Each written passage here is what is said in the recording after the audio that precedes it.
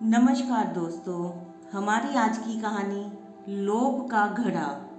कहानी में शुरू से लेकर अंत तक हमारे साथ बने रहिए। तो चलो करते हैं शुरू। गांव में एक नाई अपनी पत्नी और बच्चों के साथ रहता था। नाई ईमानदार था, अपनी कमाई से संतुष्ट था। उसे किसी तरह का लालच नहीं था। नाई की पत्नी भी अपने पति की कमाई हुई आय से बड़ी कुशलता से अपनी गृहस्थी चलाती थी। कुल मिलाकर उनका जीवन बड़े आराम से हंसी खुशी से गुजर रहा था। नाई अपने काम में बहुत निपुण था।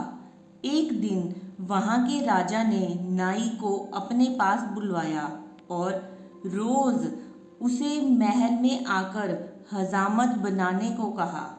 नाई ने भी बड़ी प्रसन्नता से राजा का प्रस्ताव मान लिया। नाई को रोज राजा की हजामत बनाने के लिए एक स्वर्ण मुद्रा मिलती थी। इतना सारा पैसा पाकर नाई की पत्नी भी बड़ी खुश हुई। अब उनका जीवन बड़े आराम से कटने लगा। घर पर किसी चीज की कमी नहीं रही और हर महीने अच्छी रकम की बचत भी होने लगी। नाई, उसकी पत्नी और बच्चे सभी खुश रहने लगे। एक दिन शाम को जब नाई अपना काम निपटाकर महल से अपने घर वापस जा रहा था तो रास्ते में उसे एक आवाज सुनाई दी। यह आवाज एक यक्ष की थी। यक्ष ने नाई से कहा, मैंने तुम्हारी ईमानदारी के बड़े चर्चे सुने हैं। मैं तुम्हारी ईमानदारी से बहुत खुश हूँ और तुम्हें सोने की मुद्राओं से भरे 7 घड़े देना चाहता हूँ। क्या तुम मेरे दिए हुए घड़े लोगे? नाई पहले तो थोड़ा डरा, पर दूसरे ही पल उसके मन में लालच आ गया और उसने यक्ष के दिए हुए घड़े लेने का निश्चय कर लिया। नाई का उत्तर सुनकर उस आवाज ने फिर नाई से कहा, ठीक है, 7 घड़े तुम्हारे घर पहुंच जाएंगे। नाई जब उस दिन घर पहुंचा, वाकई उसके कमरे में 7 घड़े रखे हुए थे। नाई ने तुरंत अपनी पत्नी को सारी बातें बताई और दोनों ने घड़े खोलकर देखना शुरू किया। उसने देखा कि 6 घड़े तो पूरे भरे हुए हैं, पर 7वां घड़ा आधा खाली है। नाई ने अपनी पत्नी से कहा, कोई बात नहीं, हर महीने जो हमारी बचत होती है वह हम इस घड़े में डाल दिया करेंगे। जल्दी ही यह घड़ा भी भर जाएगा और इन 7 घड़ों के सहारे हमारा बुढ़ापा आराम से कट जाएगा। अगले ही दिन से नाई ने अपने दिन भर की बचत को उस 7वें घड़े में डालना शुरू कर दिया। पर 7वें घड़े की भूख इतनी ज्यादा थी कि वह कभी भी भरने का नाम ही नहीं लेता था। धीरे धीरे नाई कंजूस होता गया और घड़े में ज्यादा पैसे डालने लगा, क्योंकि उसे जल्दी से अपना 7वां घड़ा भरना था। नाई की कंजूसी के कारण अब घर में कमी आनी शुरू हो गई, क्योंकि नाई अब पत्नी को कम पैसे देता था। पत्नी ने नाई को समझाने की कोशिश की, पर नाई को बस एक ही धुन सवार थी, 7वां घड़ा भरने की।